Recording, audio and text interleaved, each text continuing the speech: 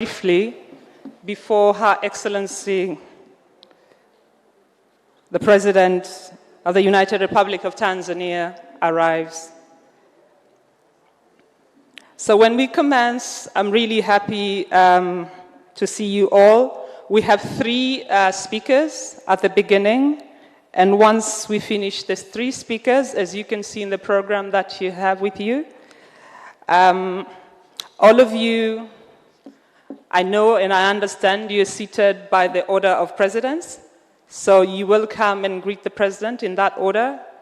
And then later on, if there will be any photos, you will be informed. We will have 3 photos.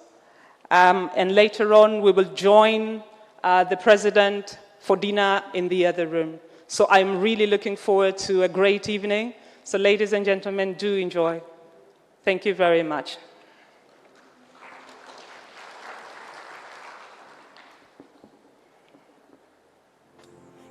Chafukana kisikie, unaweka kucha nywele za saluni uvutie, yatima kafukuzwa kwa mama ntilie, kumula mjini nawe, tungamane, halotupa karima.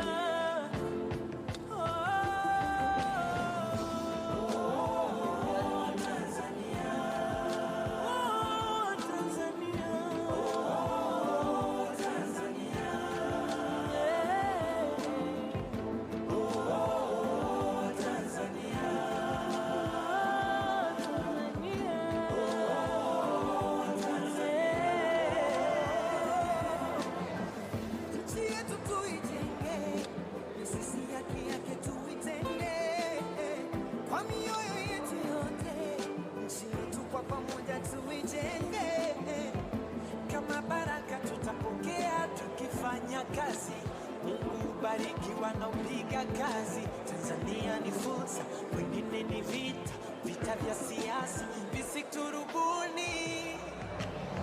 Muda ukishapita haurudi wengine, nchi tuijenge sasa. Mambo yakiharibika ni kazi nyingine, yarudisha kuwa sawa. Utumwa kukana nilipozaliwa, na sipo tayari. Najivunia kuwa Mtanzania, kwa yoyote hali, taifa langu nijenge.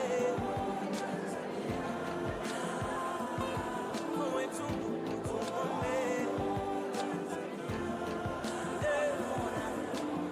Kama kuzalwa nimezalwa mshambani, shambani la kuoa nitaoa Zanzibari. Amani yangu nalinda kwa sina kali, daraja mbili, hey, wala Somali.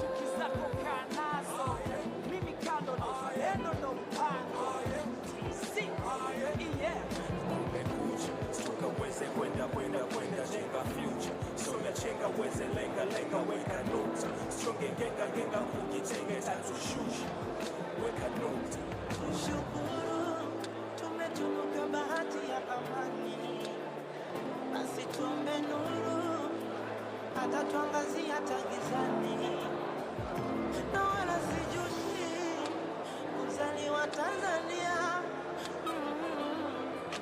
Sijuti, sijuti, sijuti.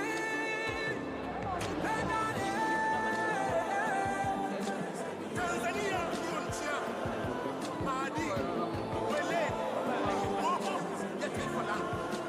Uzalendo ndio dira na muongozo wangu. Nchi yangu kwanza, mengine baadaye.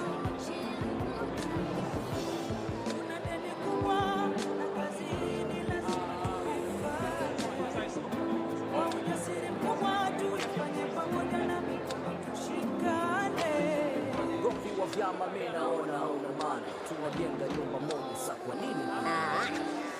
tunayumba, ujue tunawasahau wahenga. Tanzania ni kama nyumba, wote tuna haki ya kujenga. So siache mlango wazi ili mgeni abishe hodi, vizazi na vizazi vifaidi matunda ya kodi.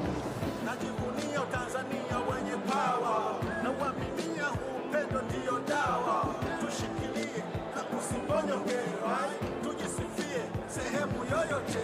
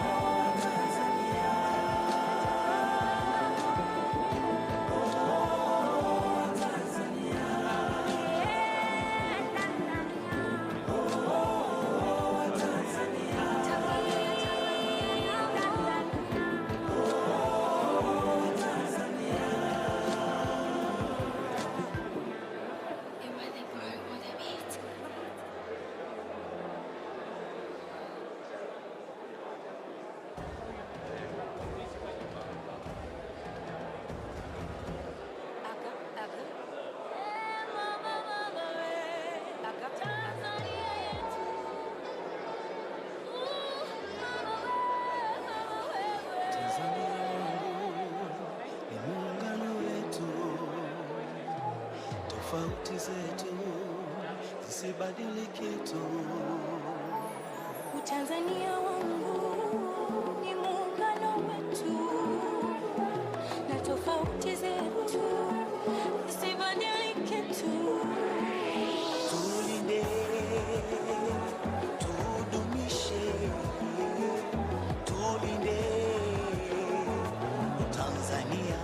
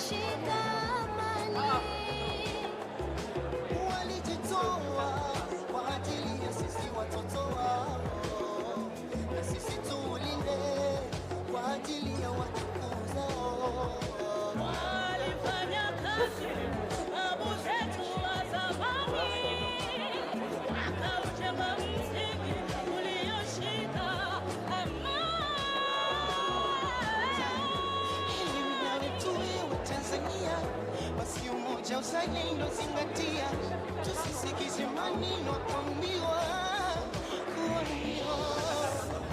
Tushirikiane, tusimame, wana sisi ni wamoja. Kudumu ni na hakika ni juu yetu. Wachache wanatuzingua, kutumia siasa kutusumbua. Tusiache kuwakumbusha umuhimu wa Tanzania.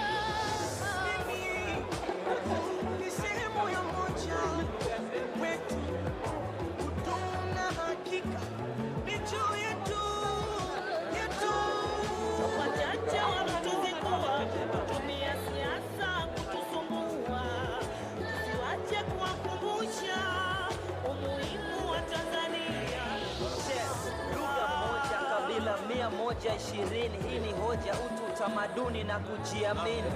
Hekima, busara, bahari ya chumvi inahitajika kulinda muungano. Sisi wamoja, wiki pitu, familia moja, sisi ni baba moja, mama mbali mbali, pepo ni damu moja, shetani kaa mbali, bendera moja la rangi mbali mbali, shetani kaa mbali, shetani kaa mbali.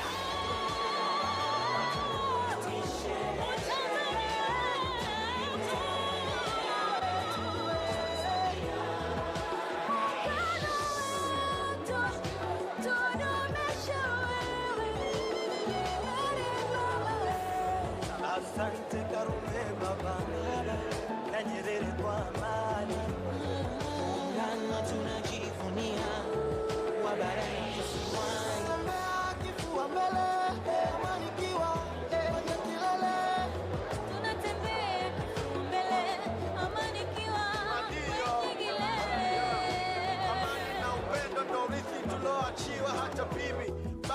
walishatuambia kwamba sisi ni ndugu, inatubidi kupendana, sikutengana, ni kosa kubaguana. Nataka Tanzania ndo nchi yangu naijua, sitafurani sijui gasi naona shida mnanzingua, nchi moja toka nazaliwa, toka nanzelewa, zinashangaza akili zako unapokusudia kuigawa. Hakuna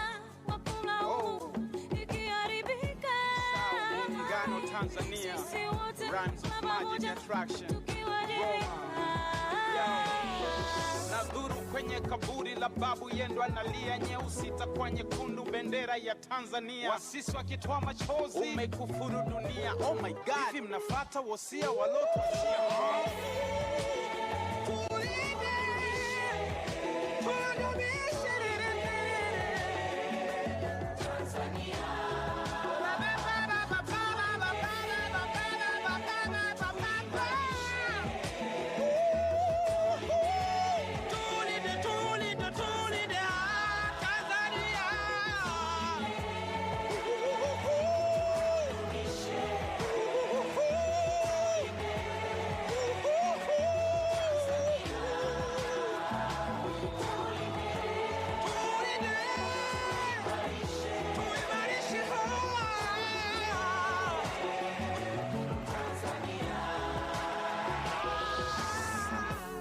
Muungano ulianza kwenye uumbaji wa Mungu, ardhi mwenzake mchanga na miamba, mti na mti msitu, mtu na mtu familia, familia na familia ukoo, ukoo na ukoo, jamii kubwa ya Tanzania.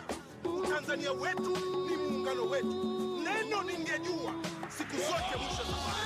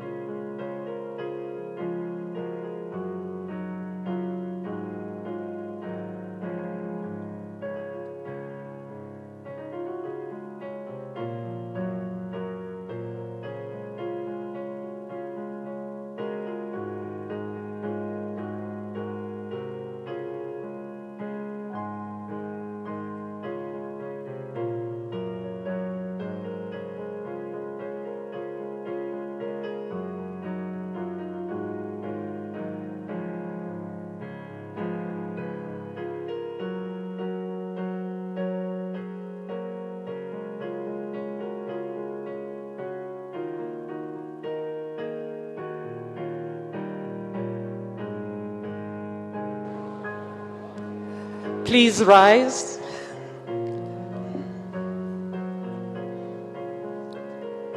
As we welcome the President of the United Republic of Tanzania, Her Excellency Mama Samia Suluhu Hassan.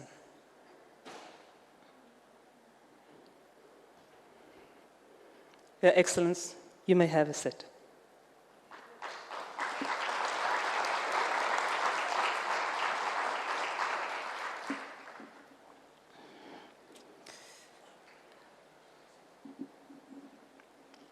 Welcome to the State House in Dar es Salaam.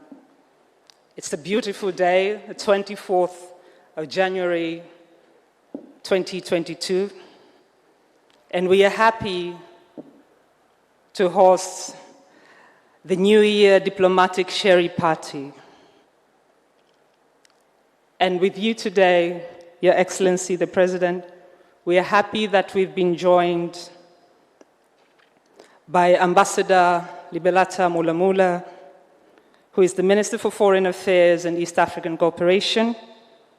And in front of you, Your Excellency, we also have members of the Diplomatic Corps, led by the Dean of the Diplomatic Corps, who is the Ambassador of the Union of Comoros, Ambassador Ahmada Mohamed Faki.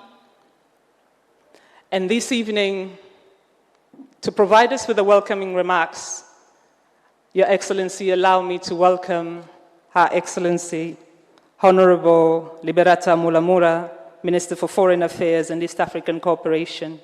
Karibu sana Balozi.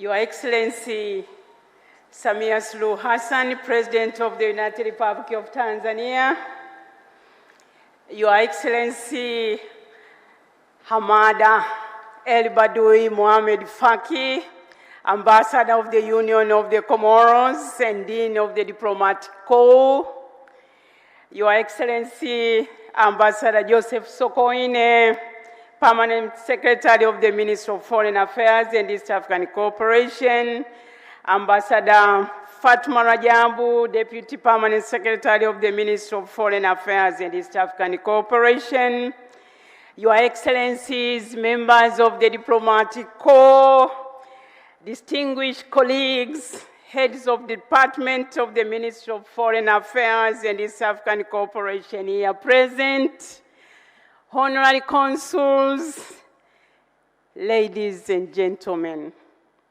Na wasalimu kwa jina la Jamhuri ya Muungano wa Tanzania. Your Excellency, President Samia Suluhu Hassan, today is not a fitting occasion for me to deliver a speech. My task is simple and easy. I take the podium to extend, first of all, my deepest gratitude and appreciation to Your Excellency for inviting us to the State House for this Sherehe Party, Diplomatic Sherehe Party of the New Year. I thank members of the Diplomatic Corps for accepting the invitation to gather here this evening for this auspicious occasion. Allow me to wish you, though belatedly, a Happy New Year. Your Excellency, let me take this opportunity to recognize before you members of the diplomatic community here present. Later on, Your Excellency, you'll get the opportunity to greet them one by one, but allow me to introduce to you His Excellency Ahmada El Badoui Mohamed Faki, Ambassador of the Union of the Comoros and Dean of the Diplomatic Corps. Together with him, Your Excellency, there are 43 ambassadors and high commissioners, 19 heads of international organizations, 6 current chargé d'affaires, 11 chargé d'affaires representing the heads of missions here. Also present, Your Excellency, are the 12 honorary consuls representing various friendly countries around the world. Your Excellency, since the assumption of your office, Your Excellency, you have received no less than 15 ambassadors and high commissioners. Your Excellency, also on your left is the ministry's team, headed by the Permanent Secretary of the Ministry of Foreign Affairs and East African Cooperation. I understand we also have the Secretary General of the East African Community. Karibu sana. Your Excellency, since this is my first time to speak before Your Excellency at a diplomatic share party, allow me to thank you in the presence of this audience for the confidence you bestowed on me, appointing me as the Minister of Foreign Affairs and East African Cooperation. I must confess that I feel honored to be your right-hand person in steering our foreign policy to greater heights. It will be remiss of me not to thank Your Excellency for your deliberate decision to strengthen our ministry and the embassies abroad. I cannot thank you enough for appointing me, along with me, Ambassador Mbaruk, Nasoro Mbaruk, the Deputy Minister who unfortunately had other duties in Zanzibar, for appointing Ambassador Fatuma Rajabu, for appointing Ambassador Joseph Sokoine, the Permanent Secretary, and Ambassador Fatuma Rajabu, Deputy Permanent Secretary, and appointing heads of department or career diplomats to lead the ministry. We thank you, Your Excellency, for appointing even further and posting 24 new ambassadors. About half of them are below 45 years of age. Also for enabling the embassy to deploy more than 137 officers to the various embassies present here abroad. In particular, I thank Your Excellency for your guidance and leadership, which has made me and my colleagues at the ministry to discharge our responsibilities effectively. I stand as a witness that in your just 10 months in office, you have given, Excellency, our foreign policy a new breath. You have given us new wings, and you have given us a new life. We fly high. Your Excellency, since we assumed the office, we have diligently carried out your call to reach out to our friends and partners across the world and build good relations. We have been warmly welcomed everywhere we went or we have been. With your message of engagement and goodwill, no door was difficult to open, and no request was turned down.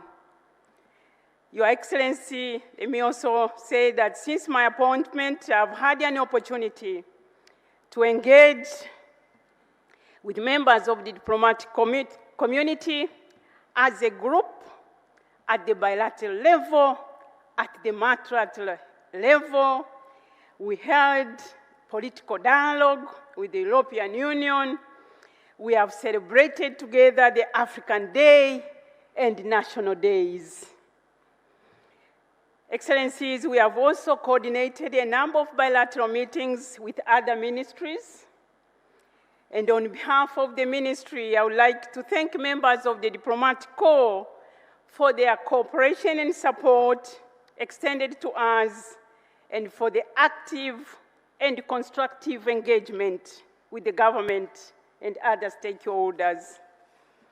Your Excellency, the international community, which is highly represented here by the Diplomatic Corps, has shown deep admiration to your leadership. At least that's what they share with me when we meet. In particular, your approach in addressing COVID-19 pandemic, your personal leadership in vaccine advocacy, your path toward democracy and rule of law, your commitment towards regionalism and multilateralism, your bold and unshaken resolve in undertaking social, political, and economic reforms, and your passion for addressing gender inequality and specifically promotion of women in leadership, and allowing pregnant girls to return to school upon delivery. Your strong leadership has been received positively, as evidenced by the response of many of our friends and partners to your robust economic and development agenda. It is seen in the decisions of many capitals on maintaining bilateral assistance, all uplifting even more, including funds and vaccines donations we have received so far, and that of the World Bank and IMF in supporting your efforts in cushioning our economy from the effect of COVID-19. Your Excellency, there have been also scores of calls, video calls, invitations, and visits that you have been receiving as a further testimony of these growing relations and confidence in your leadership. Your Excellency, I could go on and on to mention many achievements. However, in the interest of time, once again, allow me to thank Your Excellency for inviting us to the State House for this diplomatic circle Sherry party, and to thank the members of the Diplomatic Corps for their presence in big number this evening. And allow me, Excellency, before I end my remarks, to recognize, I call him my better half, Dr. George Mula in the room. As they say, behind any successful man, there is a woman. So if you could stand for recognition. Excellency, asante sana, nakushukuru, asante. I thank you. Thank you very much, Honorable Ambassador Liberata Mula, for those great welcome remarks. Your Excellency, the President of the United Republic of Tanzania, kindly allow me to welcome the Dean of the Diplomatic Corps, the Ambassador of the Union of Comoros, His Excellency Ahmada El Badoui Mohamed Faik, to give his remarks. Karibu sana. Please, a round of applause to him.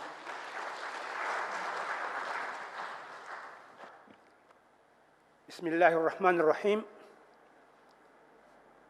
Avant de commencer, on se souviendra de cette salle, de l'ancien digne de Zimbabwe, de notre ministre des Affaires étrangères et du président Magufuli. Before I start, je vais répéter un peu, je m'excuse. On se souviendra de l'ancien digne du corps diplomatique, ambassadeur de Zimbabwe, de l'ancien ministre des Affaires étrangères, Dr. Mahiga, et du président John Pombe Joseph Magufuli. Et j'invite l'ambassadeur Abu Ali de la Palestine et de Namibia pour une prière avant mon intervention. May I invite His Excellency Ambassador of Tanzania, Mbita, and the ambassador from Namibia. Ambassador of Palestine, of Abu Palestine Ali, for and a word Namibia. of Namibia for a word of prayer before we start.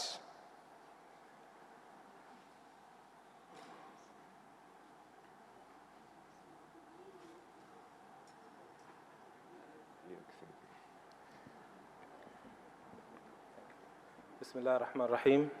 Assalamu alaikum.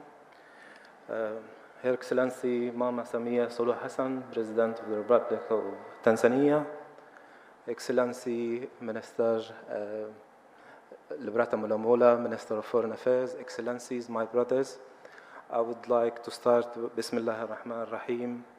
والعصر إن الإنسان لفي خسر إلا الذين آمنوا وعملوا الصالحات وتواصوا بالحق وتواصوا بالصبر Allah subhanahu wa ta'ala indeed says that mankind is in loss apart from those who believed and who do good and beneficiary business for others, and those who recommended and advised themselves and others of haqq, which is truth, and advised and recommended each other with patience. May Almighty subhanahu wa ta'ala grant all of us the ability to be among those who advised each other with the truth and advised each other with patience. Thank you. Assalamu alaikum.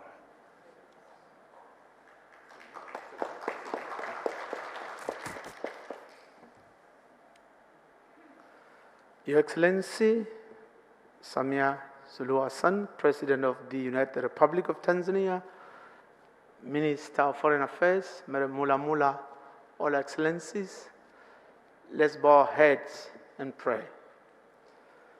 Heavenly Father, we thank you for the year you gave us. We thank you for the wonderful evening. We pray for the President, Samia Suluhu Hassan, that you lead and bless her with her team that is to build this beautiful country we call United Republic of Tanzania. We pray for those that have lost their loved ones. Comfort them and give them courage to move on. I pray that you bless Tanzania and her people. In the name of the Father, the Son, and the Holy Spirit, I pray. Amen.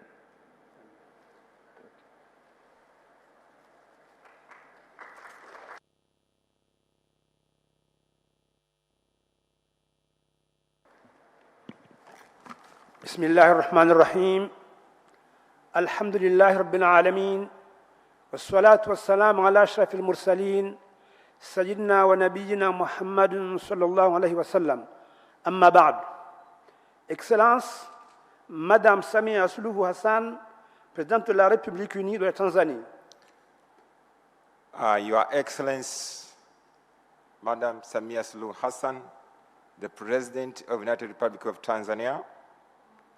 Excellence, Madame l'ambassadrice Liberata Mulamula, ministre des Affaires étrangères et de la coopération.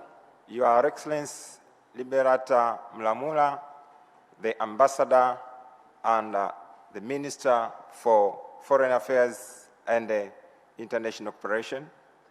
Excellence, Ambassadeur Joseph Sokoni, secrétaire permanent aux Affaires étrangères. Honorable Joseph Sokoine, Permanent Secretary of the Ministry of Affairs. Excellence, Madame Fatima Rajab, Secrétaire générale adjoint aux Affaires étrangères. Madame Fatma Rajab. Ambassadeur Youssouf Mdolwa, chef protocole aux Affaires étrangères. Balozi Youssoufou Mdolwa, Chief of Protocol. L'administration centrale du ministère des Affaires étrangères. L'administration centrale du ministère des Affaires étrangères. The management of the Ministry of Foreign Affairs. Distingués invités. Distinguished guests. Mesdames et messieurs. Ladies and gentlemen. Assalamu alaikum. Assalamu alaikum. Je suis très heureux d'avoir eu ce privilège. I'm very happy to have the privilege de m'adresser à vous, Madame la Présidente, of addressing you, Madam President, au nom de tous mes collègues du corps diplomatique, on behalf of all my colleagues of the diplomatic corps, à l'occasion de cette double réception, for this occasion of double reception, marquant le nouvel an 2022, marking the new year of 2022, mais aussi la première dès que vous êtes présidente de la République unie de la Tanzanie. But also being my first time to address you as the President of the United Republic of Tanzania. Nous, diplomatic resident diplomats, et non-résidents, and the non-resident diplomats, représentant nos différents pays, representing various countries et organisations internationales and international organizations voudront saisir cette opportunité to take this opportunity pour vous féliciter, Madame la Présidente, in order to congratulate you, Madam President, de la manière avec laquelle the way you are orientez la Tanzanie orienting the nation of Tanzania vers le chemin du développement, toward the development, de la lutte contre la corruption, fighting against corruption, la bonne gouvernance good governance, et le genre. and gender. Permettez-nous Allow me de vous féliciter, Madame la Présidente, to congratulate you, Madam President, d'avoir donné for having un éclat particulier au 60e anniversaire de la République unie de la Tanzanie. for giving a particular glow during the 60th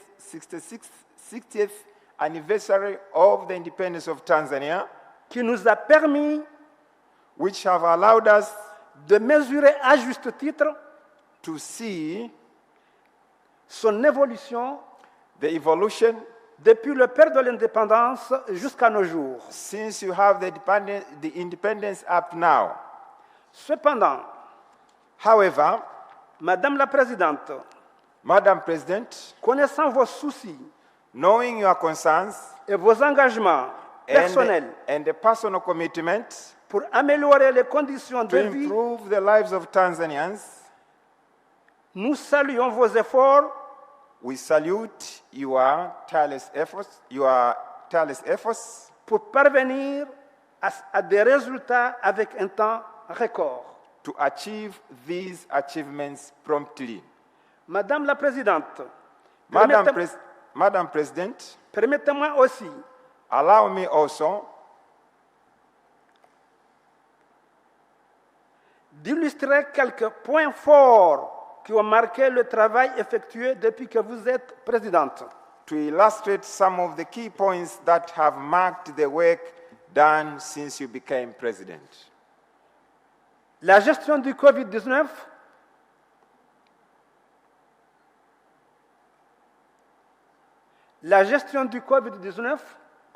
The pandemic of COVID-19, maintenir l'équilibre socio-économique et politique du pays, had deteriorated the social and the political economic situation of the countries, redonner l'image internationale de la Tanzanie change the image international of Tanzania, par vos déplacements but your effort, since you began, au niveau régional et international.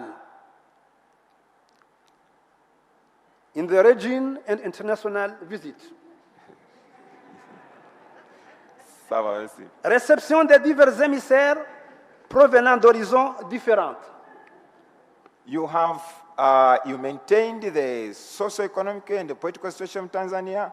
You have received various envoys from various horizons over the world. Ces activités These activities, contribuent à témoigner they continue to witness de la stabilité the stability et la paix of the peace que votre pays which your country a toujours connu has continued to experience every day. et par conséquent As a result of that, attirer des investisseurs dans le pays has attracted the most of investors in our country, qui vont améliorer, which are going to improve, j'en suis certain, I'm very sure, la vie économique, the economic life, sociale social life, et surtout la création d'emplois and above all, creating jobs aux jeunes diplômés, to the young graduates, aux femmes women, qui représentent un taux considérable de la population. which are making the highest number of the population of Tanzanians. Nous constatons le changement. Nous constatons le changement, We understand the achievement, mais les défis restent nombreux. but still there are challenges. Madame la Présidente, Madam President, le soutien de la communauté diplomatique the support of the diplomatic community à vos efforts to your efforts et ceux de votre gouvernement toward your government et à tenir compte pour vous accompagner à relever le défi auquel vous êtes assigné. they should be taken into account to mitigate the challenges you have faced.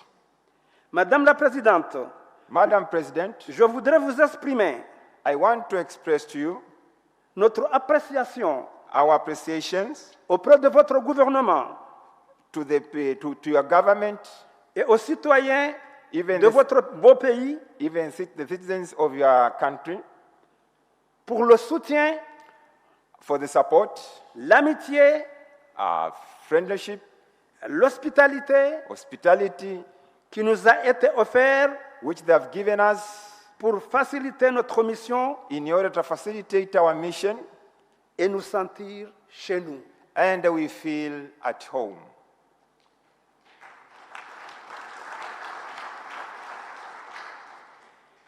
Comme vous le savez, Madame la Présidente, As you know, Madam President, dans le cercle diplomatique, in the diplomatic circles, le plus grand rêve de tout ambassadeur the greatest dream of any ambassador est de voir son chef d'État visiter son pays is to see the head of state visiting his country et réaliser la commission mixte avec son pays d'accréditation.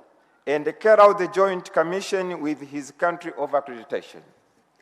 Je suis convaincu I'm sure que beaucoup de vos envoyés That- dans beaucoup de pays dans le monde that many of your envoys in many countries attendent ce jour. are waiting for this day, Par conséquent, and therefore, mes collègues my colleagues qui ont reçu leur président ici en Tanzanie who have received their president here in Tanzania et qui étaient reçus par vous-même and who were received by you personally expriment leur reconnaissance express their gratitude et vous remercient and thank you d'avoir rehaussé leur carrière. for enhancing their careers.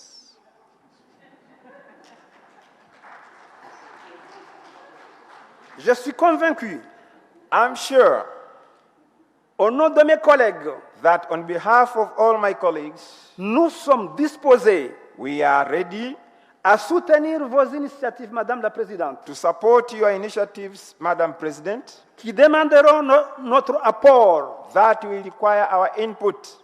Il s'agit de la lutte contre la corruption, It is the fight against corruption, la prospérité du peuple tanzanien the prosperity of the people of Tanzania à travers l'industrialisation, through industrialization, la création d'emplois job creation, et s'assurer qu'ils bénéficient de la richesse. and assuring that they will benefit from the wealth and the riches of this country. Nous sommes aussi disposés, Madame la Présidente, We are ready, Madam President, à vous accompagner to accompany you pour renforcer les capacités in order to strengthen the capacities dont vous avez besoin which you need pour atteindre vos objectifs. in order to meet your objectives.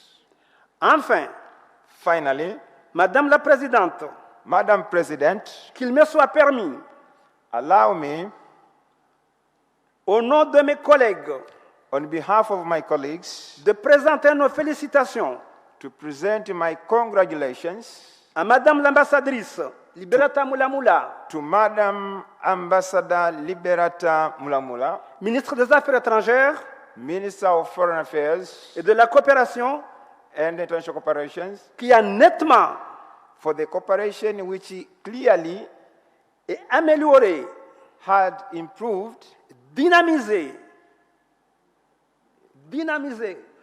giving strong making strong la communication the communication entre son département between her department et le corps diplomatique d'une part, and the part of diplomatic corps, mais aussi avec les autres ministères and again with the other ministries, pour renforcer for strengthening la coopération bilatérale the bilateral cooperation avec nos pays respectifs.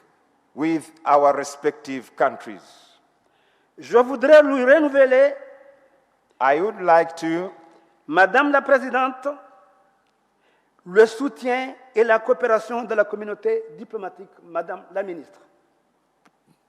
I would like to thank her for the strengthening for strengthening the diplomatic cooperation.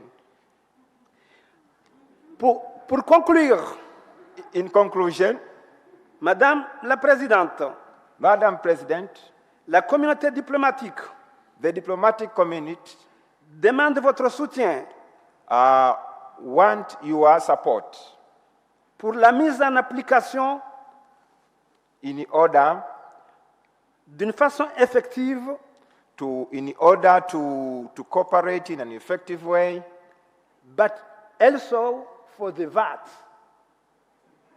But also for the VAT. The VAT. VAT. We never get it in Tanzania, and we request your support, Madam President. Naishi Mama Samia Suluhu Hassan, naishi Tanzania, vive la coopération internationale, asante sana, wassalamu alaikum wa rahmatullahi ta'ala wa barakatuh. Amen.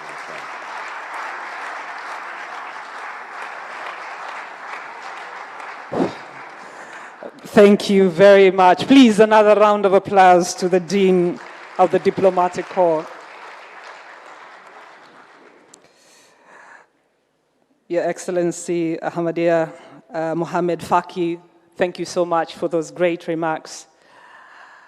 Your Excellency, the President of the United Republic of Tanzania, we've heard from the Minister, we've also heard from the Dean of the Diplomatic Corps, and now the members of the Diplomatic Corps are ready to hear from you. We're all excited. Please put your hands together for the President of the United Republic of Tanzania.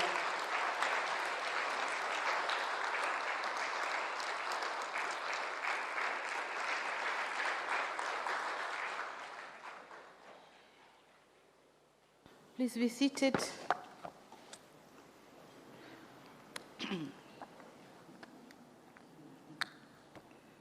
Honorable Ambassador Mulamula, Minister for Foreign Affairs and East African Cooperation, Your Excellency Ahmada El Badaouni Mohamed Faki, Ambassador of the Union of Comoros and Dean of the Diplomatic Corps, Excellencies, heads of diplomatic missions and international organizations, distinguished invited guests, ladies and gentlemen, good evening.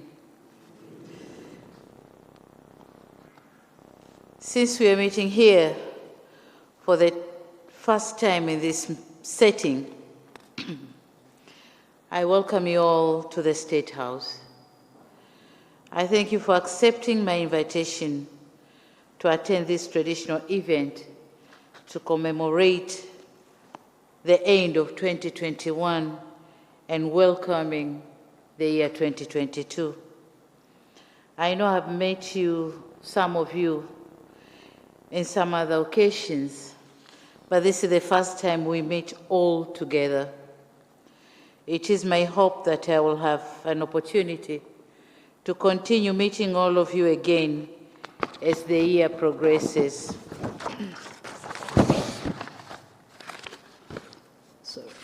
Yes.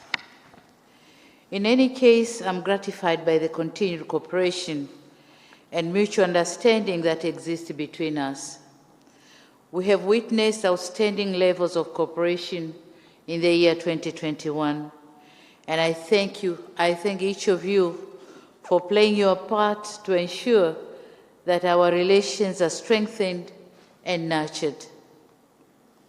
I'm particularly grateful for the support you accorded us through your participation during our 60 years of anniversary of Tanganyika. As a country, a lot has been achieved, but we still know more needs to be done, and we count on your unwavering support to ensure more development targets are attained. As for those of you who joined diplomatic community recently, I hope you have settled down and have a good stay in our country. I wish to assure you of my personal cooperation and that of my government in facilitating your duties while you are here. Let me extend my best wishes for the new year to you all, and through you to your heads of state and government, heads of respective institutions, your people, as well as your spouse and staffs. Excellencies, the year 2021 was one of the tragic years to our nation. For the first time in our history, we lost a sitting president, the late Dr. John Pombe Magufuli, who passed away on 17th March 2021. In line with our constitutional provision, as then the Vice President of my dear country, I ascended to presidency in a very peaceful transition. On one hand, and on behalf of the people of the United Republic of Tanzania and myself, I would like to express my heartfelt gratitude to you all for the outpouring and overwhelming messages of condolences that you shared with us. On the other hand, allow me to thank you all for the flurry of congratulatory messages I received after assuming the presidency. Taking the mantle of leadership under such hasty circumstances, I needed all the best wishes to take on challenging but certainly surmountable role. After assuming the presidency, I outlined my motto, which is stability, continuity, and change, and the following have been my priorities. Number one, strengthening democracy, good governance, and rule of law. Number two, transformation and simplification of tax collection and tax administration systems. Number three, working closely with the private sector and enhance public-private partnership. Number four, managing and maintaining economic growth and industrialization. Number five, promoting investments in the country and improving business environment. Number six, continuation of investment in infrastructure and social support services in order to improve the lives of our people. Number seven, improving bilateral, regional, and multilateral cooperation. And number eight, protecting the environment and harnessing the benefits of the blue economy. Excellencies, members of the diplomatic community, in the essence of time, today I will only give a brief synopsis of few areas, and let me start with political situation and democratic space. Tanzania has continued to enjoy peace, stability, and tranquility in all spheres of life, be it political, economic, social, or cultural. This situation has provided the government with the opportunity to focus its efforts on strengthening the economy as well as improving social being of our people. In our efforts to enhance democracy, my government has continued to allow freedom of expression through mass media. Furthermore, the Registrar of Political Parties organized a meeting from 15th to 17th December last year in Dodoma. All political parties and other stakeholders were invited for a brainstorming session to collect views on how best to improve democratic situation in the country. The parties were free to express their concerns, and their final recommendations have been finalized and put together. A follow-up committee has been established to work on the recommendations, and we in the government are waiting for their report to chart the way forward. Talking on COVID-19 pandemic, we are meeting at a time when the world is still grappling with the effects of COVID-19 pandemic. The pandemic, which has brought major world economies to their knees and has not spared ours either. To a developing country like Tanzania, whose health sector was already demanding betterment, COVID-19 has not only put a huge burden on it, but also has exacerbated economic and environmental crisis, as well as disruption on demand and supply chain in all fronts. We were stuck in the twilight of protecting lives and livelihoods. We did not impose lockdowns, but our GDP growth was below 5%, compelling us to undertake several measures, including joining the COVAX facility and to leverage COVID recovery stimulus packages from both multilateral and bilateral sources to keep our economy abreast. Excellencies, as a country, we will continue to adhere to the WHO guidelines and protocols in the fight against COVID-19, and we will enhance our inoculation campaign. I'm aware of the advent of new variants of the virus, which call for global concerted efforts in terms of vaccine distribution to match their advent. The vaccine inequality we're experiencing is having negative effects to most of our developing economies because as the world begins to get on its feet and open up, our unvaccinated patriots continue to face all kinds of stigma when they travel overseas. Our countries are put on red list zones, thus missing out on important revenues accruing from tourism. It is my humble request that through you today, your countries and institutions will invoke the multilateralism spirit by ensuring vaccine equity and waiving of vaccine patents to ensure that we can afford to produce the vaccines in our home countries. Leaving major part of the world population unvaccinated is a major injustice to humanity because no one is safe until everyone is safe. Meanwhile, it is equally important to know that progress has been made in the health sector in general. We increased the budget of this sector from Tanzania shilling 933.3 billion in 2020 to 1 trillion.07 in 2021. At the same time, we allocated 42% of the COVID funds to health sector. Such efforts have enabled us to build and equip health delivery centers and dealing with diseases. There were, in addition to the employment of the new doctors, nurses, and other professionals in 2021. Excellencies, on economic sector, from January to September 2021, our economy grew at a rate of 4.9% compared to 4.8% at the same period in the year 2020, and 7% in 2019. You can see the drop from 7% to presently 4.9%.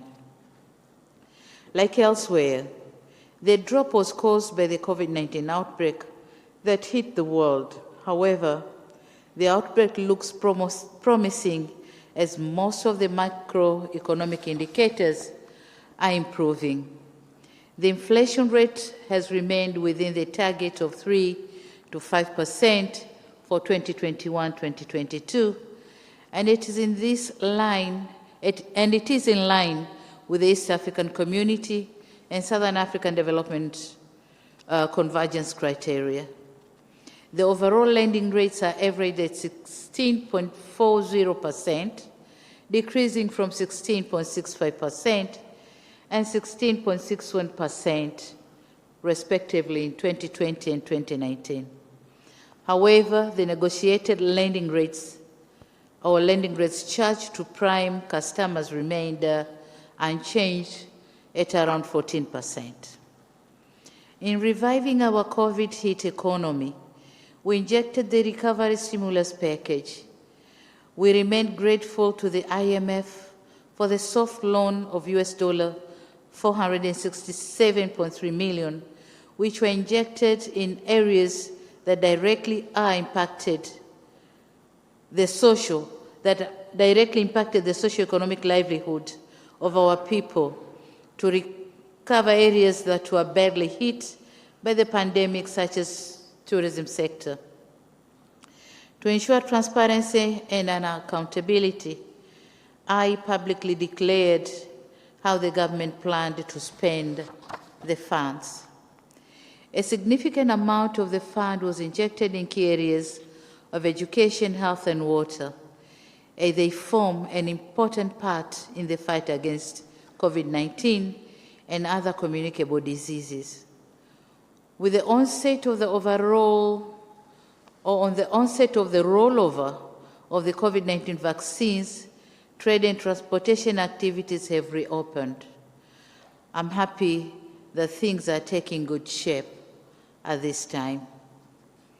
On the investment outlook, we continue to make efforts to improve business environment by strengthening our laws, guidelines, and practices to encourage and preserve investments. Investment generates jobs, capital, and tax revenue to our country. For instance, in 2021, our investment center registered 256 new projects, which were expected to generate 53,025 jobs and 3.749 billion capital. In the education sector, we have continued to offer free education for all from primary to secondary school levels. However, with free education comes the challenges of classrooms to accommodate the high enrollment rates. Therefore, we endeavor to ensure that all children are accommodated by constructing a total of 15,000 classrooms, of which 3,000 for primary schools and 12,000 for secondary schools, to decongest our classrooms and ensure all school-age children are admitted.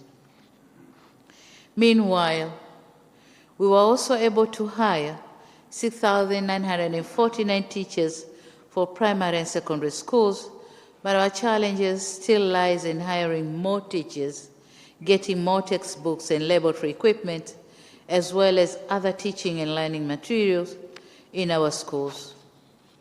As for the tertiary education, we have increased the budget for higher education students or students' loans from Tanzania shilling 467 billion in 2020-21 to Tanzania shilling 570 billion in 2021-2022, which has led to an increase of the number of beneficiaries from 149,389 for the year 2020-21 to 176,617 in the year 2021-22, including 70,396 new ones. In ensuring an all-inclusive development agenda, we have reinstated our girls who dropped out of school due to pregnancy to resume their education. We are cognizant that without free, inclusive, and quality education to our people, our industrialization agenda remains elusive. We are on track on goal number 4 on the Sustainable Development Goals. May I take this opportunity to appeal for increased support and cooperation in our endeavors to ensure provision of quality education for our people. Excellencies, ladies and gentlemen, we remain on track for the construction of the flagship infrastructure project that were initiated by my predecessor. These are roads, railway networks, air and water transport, and mega energy projects, some of which got encouraged support from your countries and for which we appreciate so much. Just to give you a brief overview, we have made tremendous progress in the construction of tarmac roads network, implementation of rural electrification program being undertaken by the Rural Energy Agency. As of December 31st, 2021, there were 8,654 electrified villages, which is 70.1% of all the villages in the country.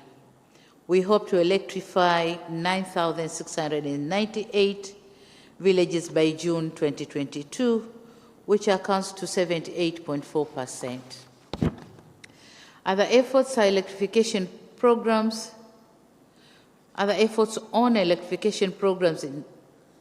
in progress, including peri-urban and denification, A and B, which involves the electrification of hamlets.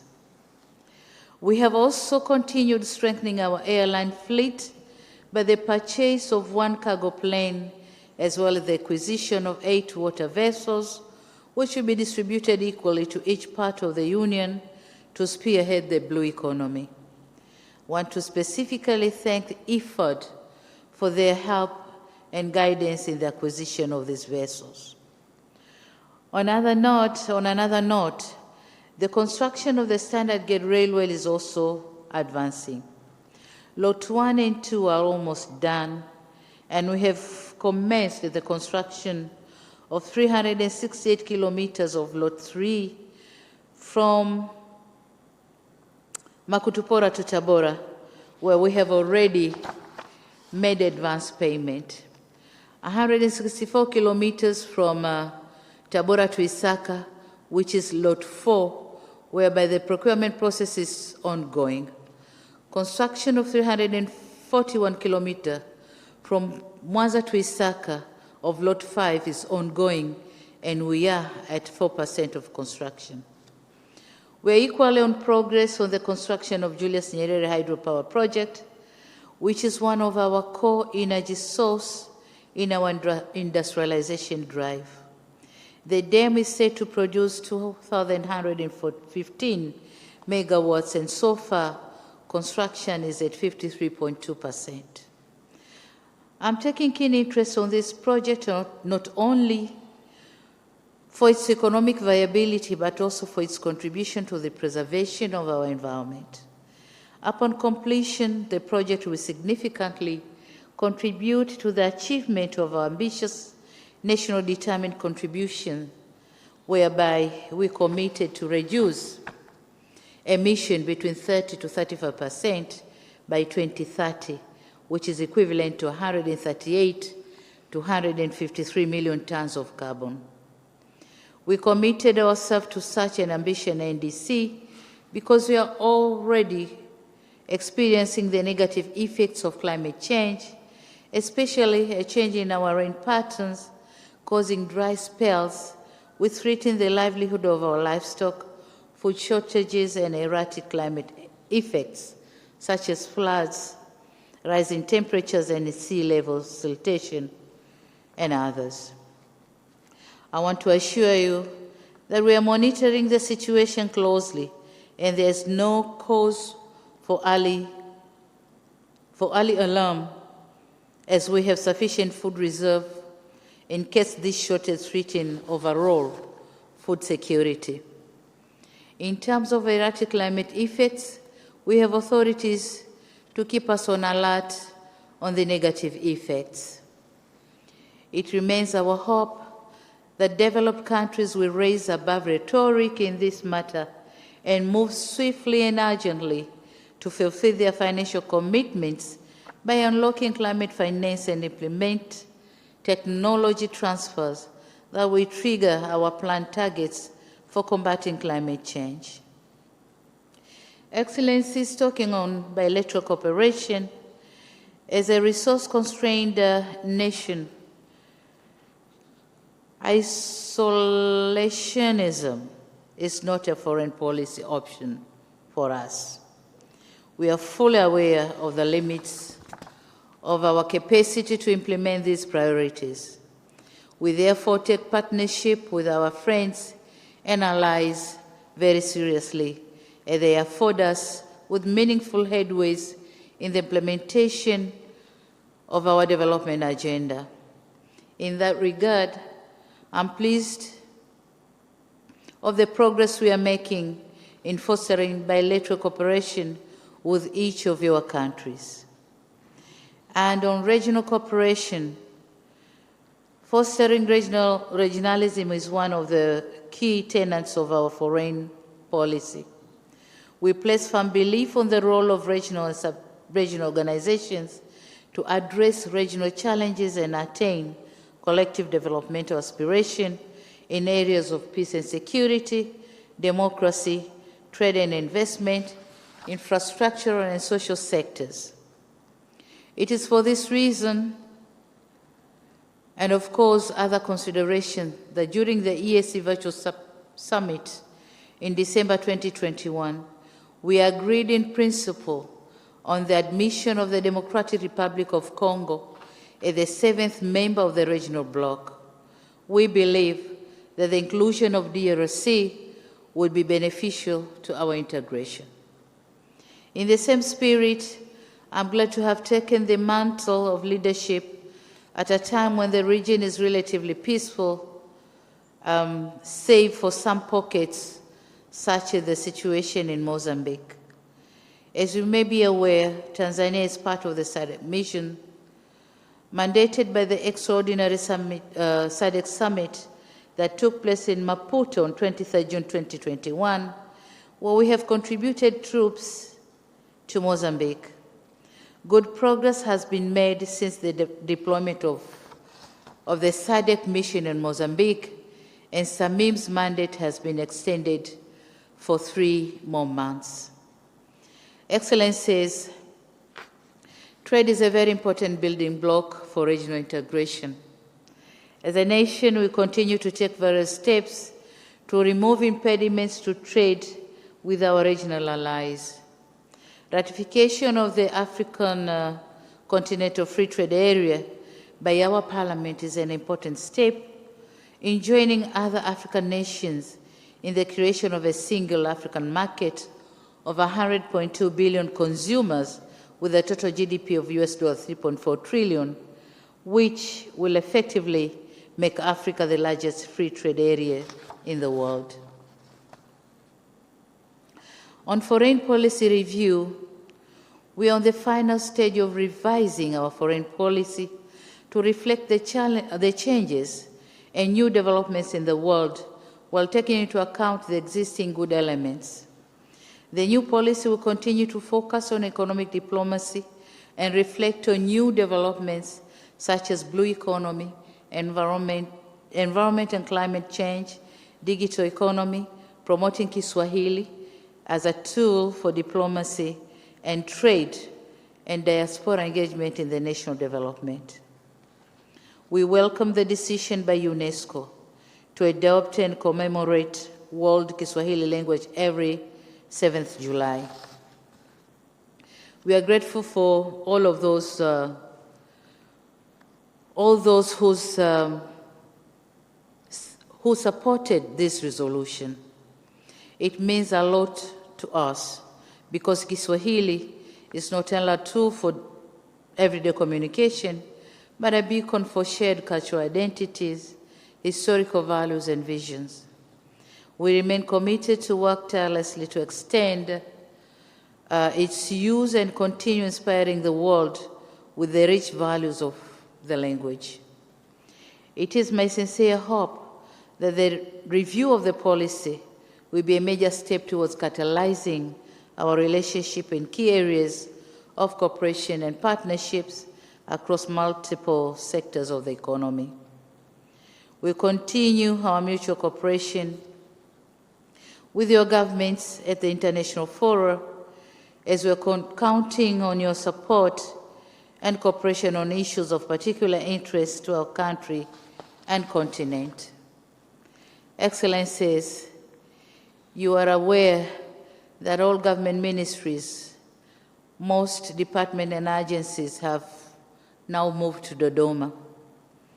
I understand that all diplomatic missions in Tanzania have been allocated sites to construct your missions as well as residences. I want to assure you that my government will continue to invest in the development of the necessary infrastructure to ensure all necessary services are readily accessed in the city. I urge you to utilize the investment opportunities available in the capital.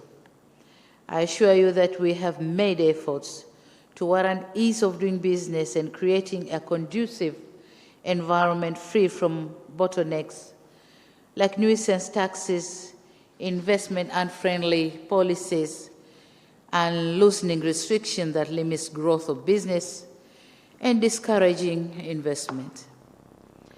Your Excellencies, or Your Excellency, the Dean of the Diplomatic Corps, Excellencies, heads of diplomatic mission, ladies and gentlemen, in conclusion, allow me to reassure you of my own commitment and that of my government in enhancing the existing cooperation and partnership with you and your dear countries and organizations. It is my sincere hope that you will continue to carry out your tasks in strict adherence to the diplomatic protocols and guidelines to take our relations scale to greater heights. Once again, I wish you, your countries and organizations, along with your families and staff, a happy and prosperous New Year 2022, and I hope this year will bring more peace and prosperity, healthier and happier life. Let us toast. Do you have your glasses? Then we'll toast when we have our dinner. That's where we are going to toast. So I thank you for your kind attention. Thank you very much.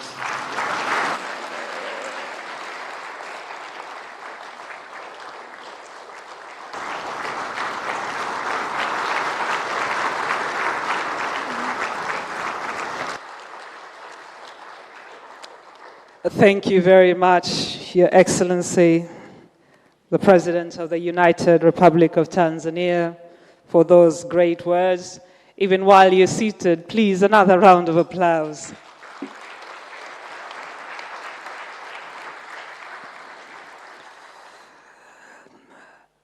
Your Excellency, the President, as you've just encouraged us that we will have a toast on the other side, before we do that, we have two activities.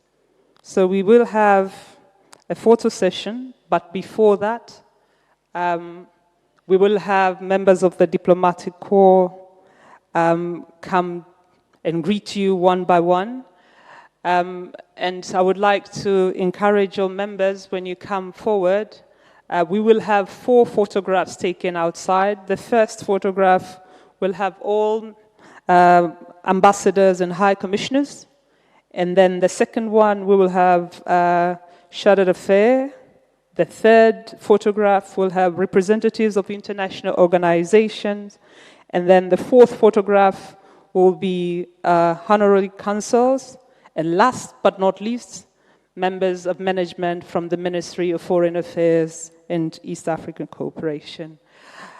So I understand all the members of the diplomatic corps understand the order, and I'm looking at the Her Excellency. Yes, she's ready. She is ready to meet you all. So we have a black mark, so we are going to encourage you to stand there when you're meeting Her Excellency. The Dean, Karibu Sana. And then we will all follow in the same order. Thank you so much.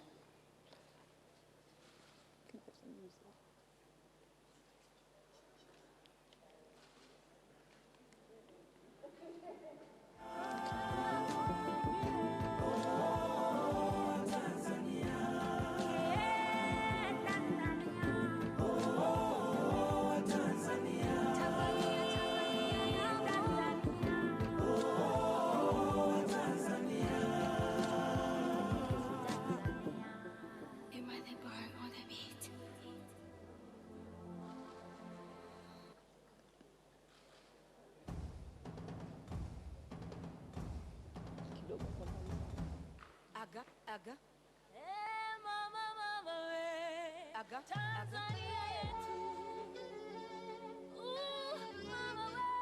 Mama wewe. Tanzania wangu ni muungano wetu. tofauti zetu zisibadili kitu. Utanzania wangu ni muungano wetu, na tofauti zetu zisibadilike tu. Tulinde, tudumishe, tulinde Utanzania. Tulinde, tudumishe, tulinde Tanzania.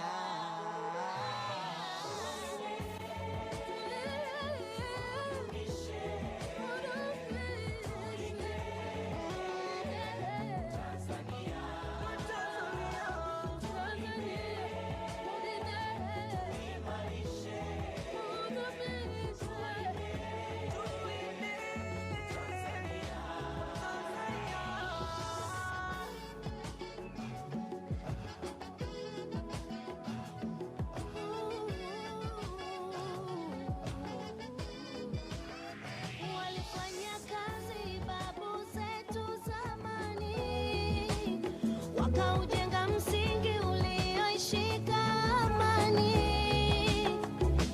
Walijitoa kwa ajili ya sisi watoto wao, na sisi tulinde kwa ajili ya wajukuu zao. Walifanya kazi babu zetu wa zamani, wakaujenga msingi ulioshika amani. Ili mimi nawe tuwe wa Tanzania, basi umoja uzalendo zingatia, tusisikize maneno kuambiwa kuambiwa. Tushirikiane, tusibaguane, sisi ni wamoja. Udumuni na hakika ni juu yetu. Wachache wanatuzingua, kutumia siasa kutusumbua. Tusiache kuwakumbusha umuhimu wa Tanzania. Mimi ni sehemu ya moja wetu. Udumu na hakika ni juu yetu, yetu. Wachache wanatuzingua, kutumia siasa kutusumbua. Tusiwache kuwakumbusha umuhimu wa Tanzania. Lugha moja, kabila 120. Hii ni hoja, utu, utamaduni na kujiamini. Hekima, busara, bahari ya juu vinahitajika kulinda muungano. Sisi wamoja, wiki pitu. Familia moja, wiki pitu. Sini baba moja mama mbali mbali. Hivyo ni damu moja shetani kaa mbali. Bendera moja la rangi mbali mbali. Shetani kaa mbali. Shetani kaa mbali.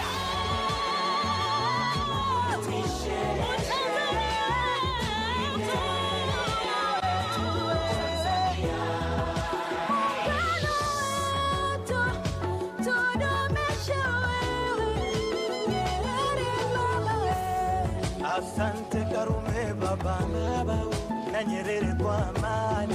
Muungano tunajivunia, wa barani kisiwani. Tembea kifua mbele, amani kiwa kwenye kilele. Tunatembea kifua mbele, amani kiwa kwenye kilele.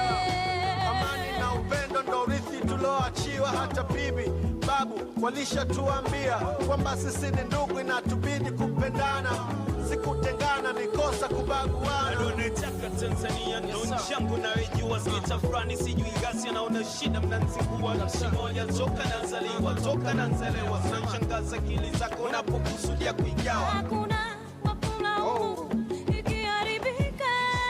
Muungano Tanzania, Sisi wote brands of magic pamoja attraction. tukiwadilika.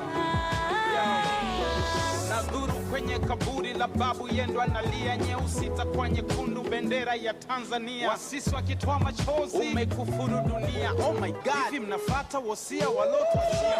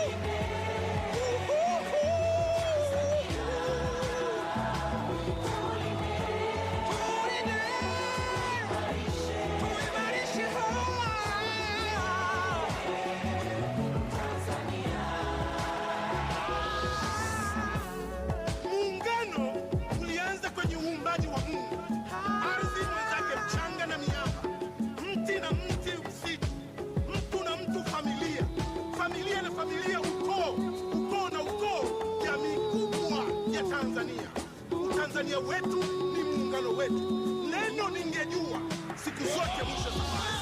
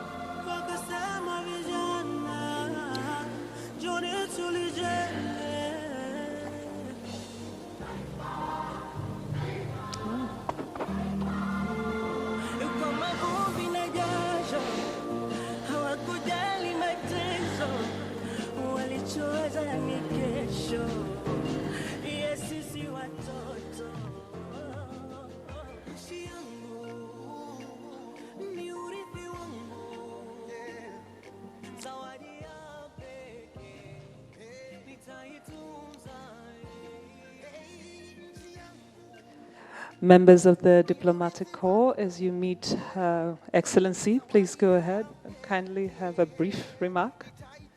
Yeah, she's standing for a very long time. Thank you very much.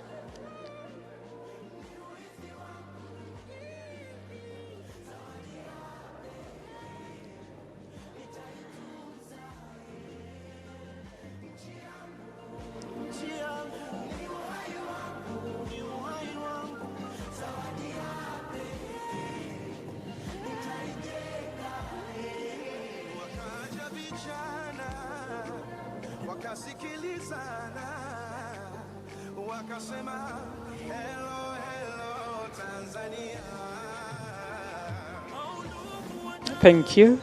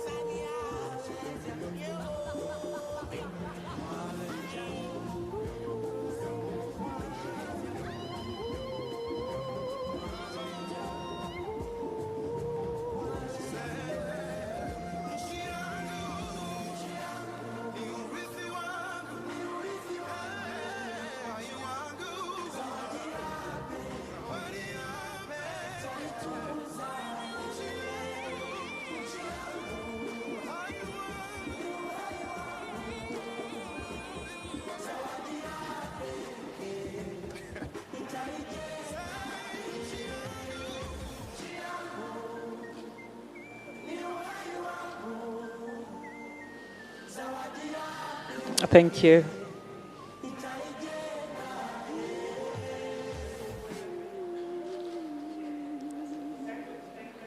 Okay.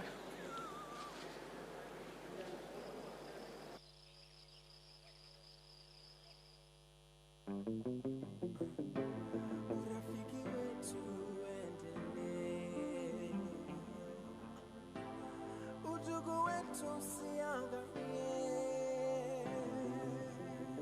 tusimame pamoja kwa lolote lile, taifa tulinde vyovyote vile. urafiki wetu uendelee, udugu wetu usiangamie, tusimame kwa pamoja kwa lolote lile, taifa tulinde vyovyote vile. Alichokupa Mungu usikifungie, kiliochafuka na kisifie. Unaweka kucha nywele za saluni uvutie, yatima kafukuzwa kwa mama ntilie. Muungano na wewe tuungamane, alotupa karima.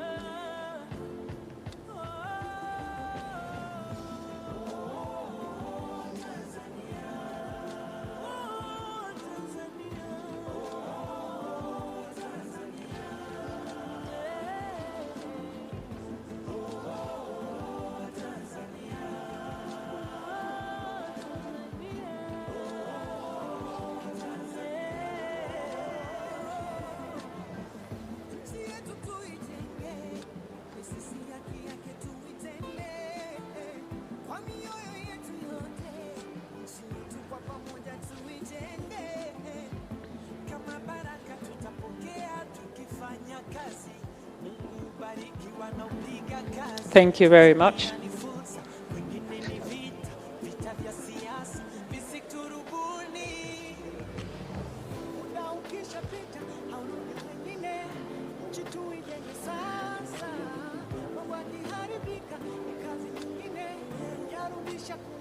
Thank you.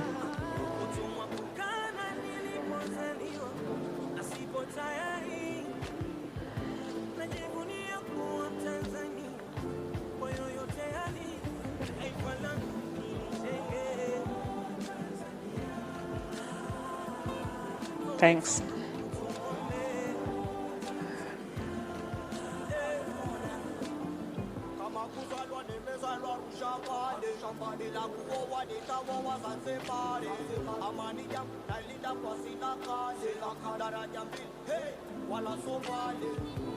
Thank you.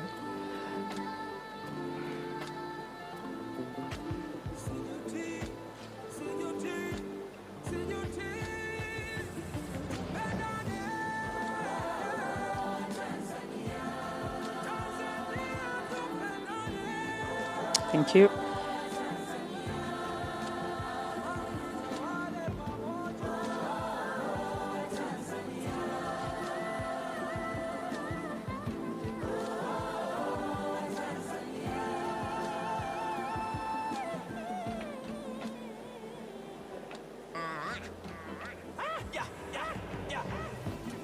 Appreciated.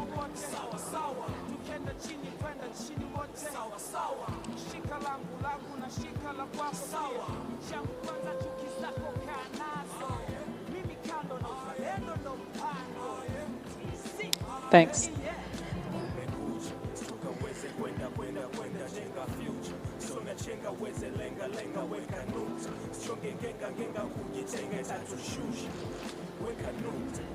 Shukuru, tumetunuka bahati ya amani, basi tuombe nuru, atatuangazia tajirani, na wala sijuti kuzaliwa Tanzania. Asante.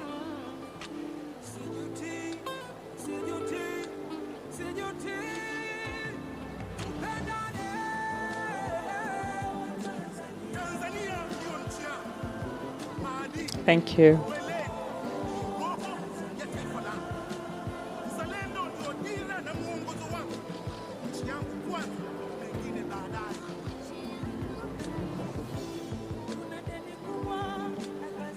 Thanks.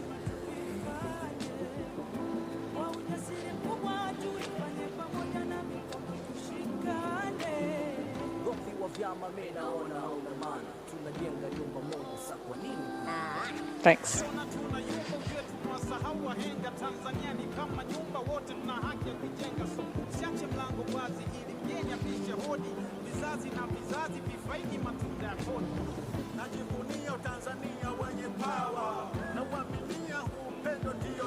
Thanks a lot.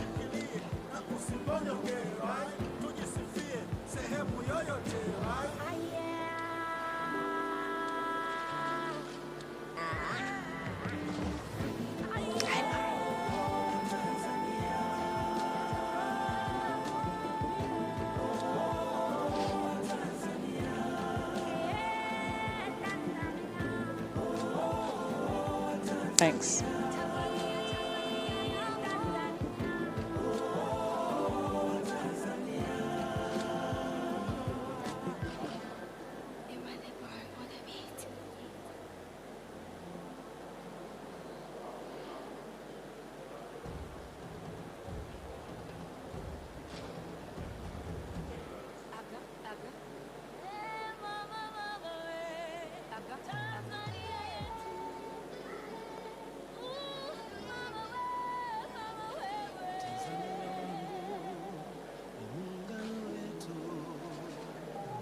Tofauti zetu zisibadilike tu.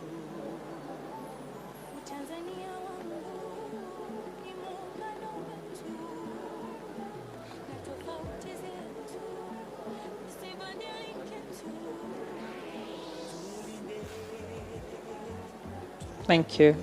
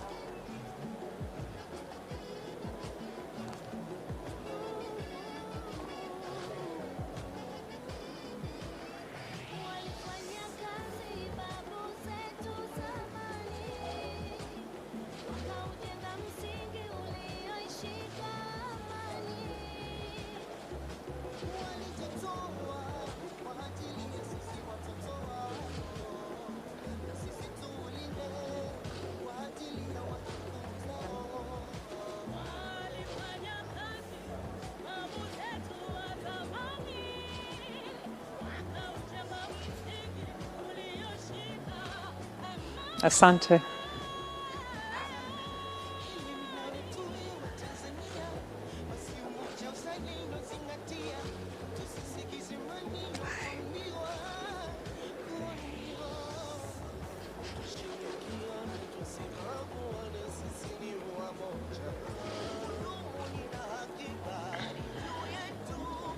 Thank you.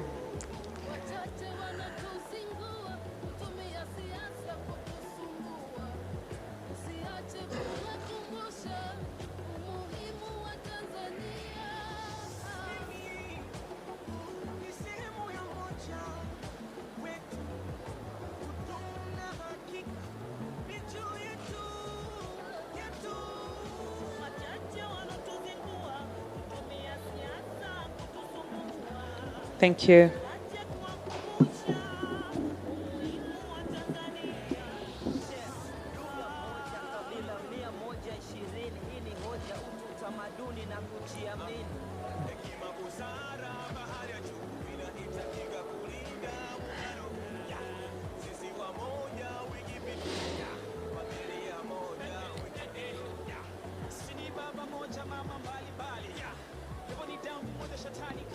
Asante.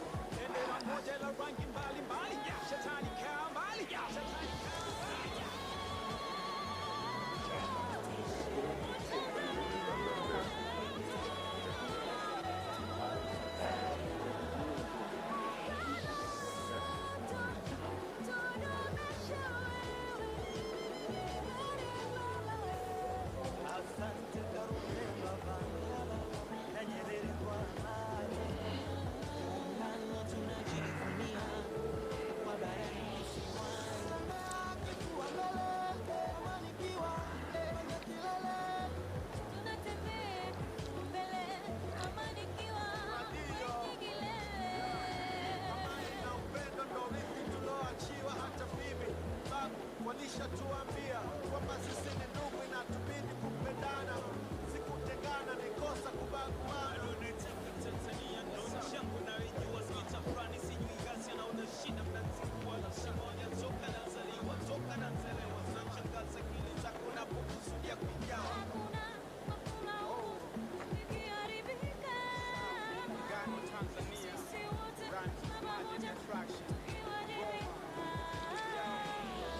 Nanduru kwenye kaburi la babu yendo analia, nyeusi itakuwa nyekundu, bendera ya Tanzania. Wasisi wakitoa machozi, umekufuru dunia. Oh my God, nafuata wasia waliotuachia.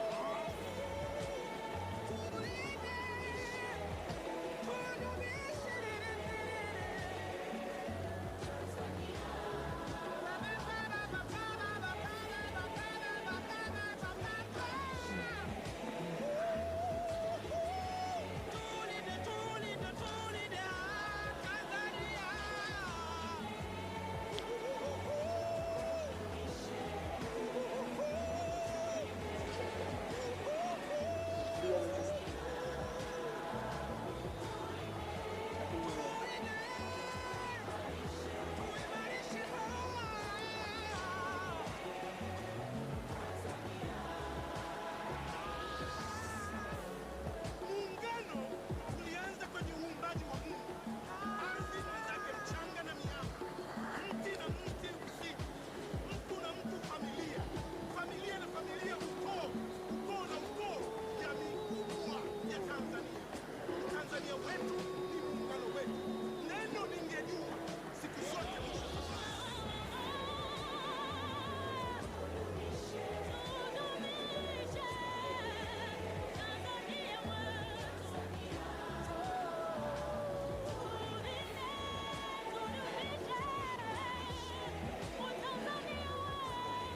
Thank you.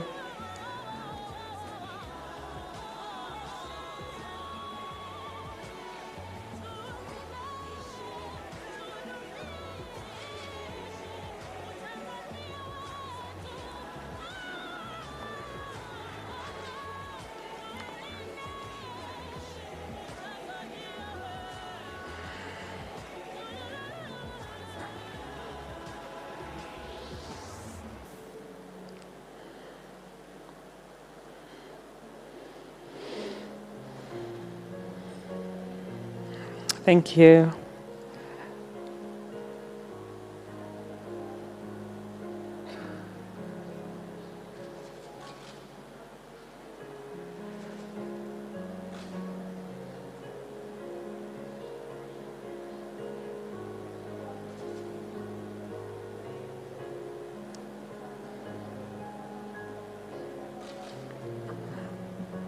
Asante sana.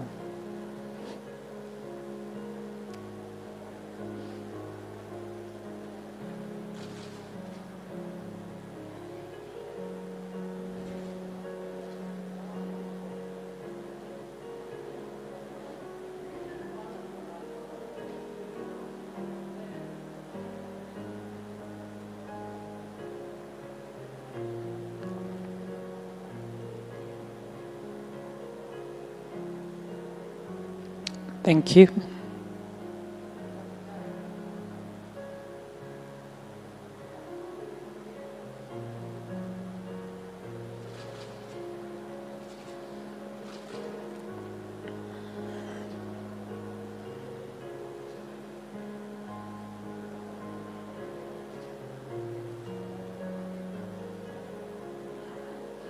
Asante.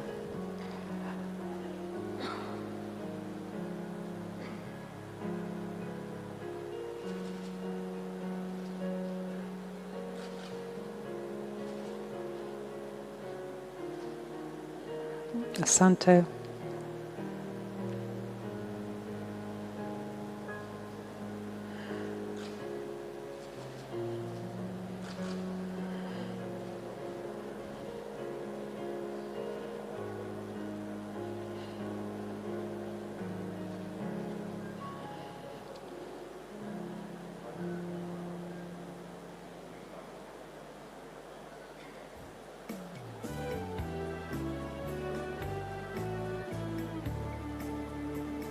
Thank you.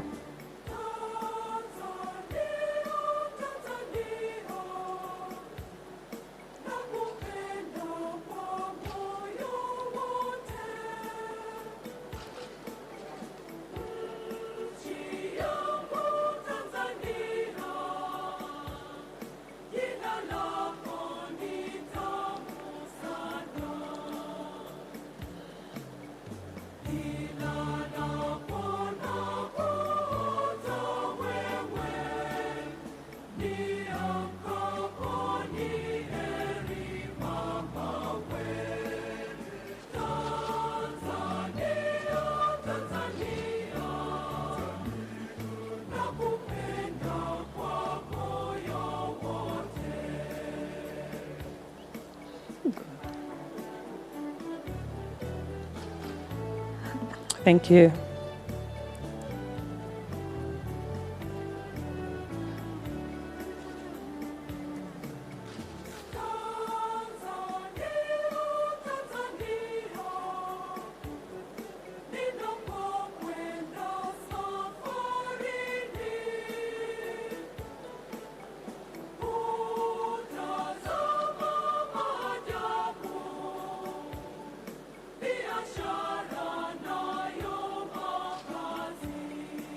Asante.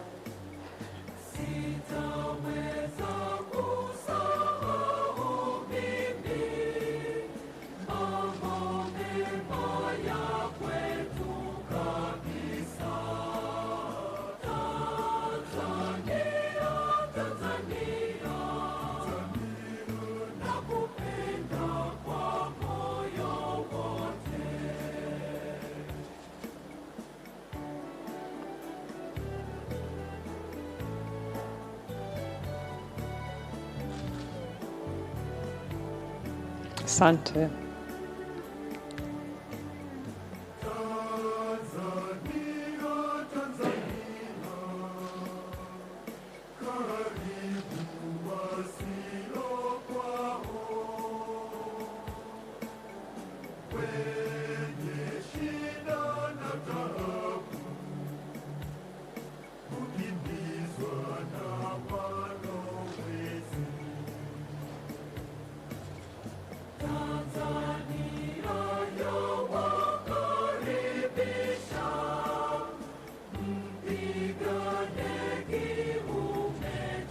Thank you.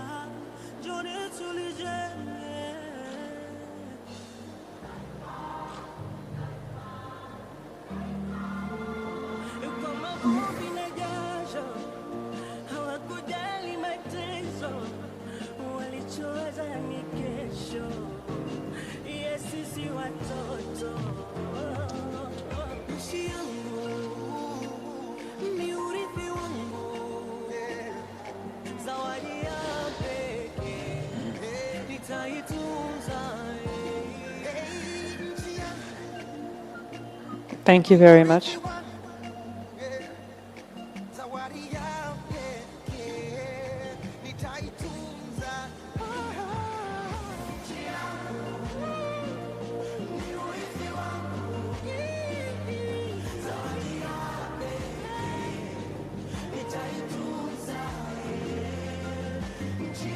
Thank you.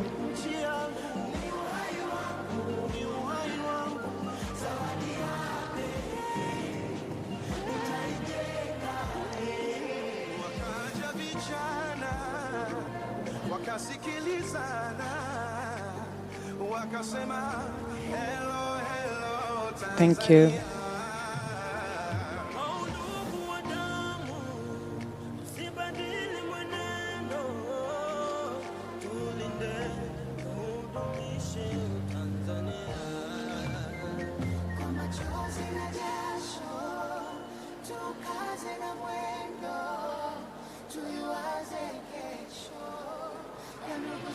Thanks.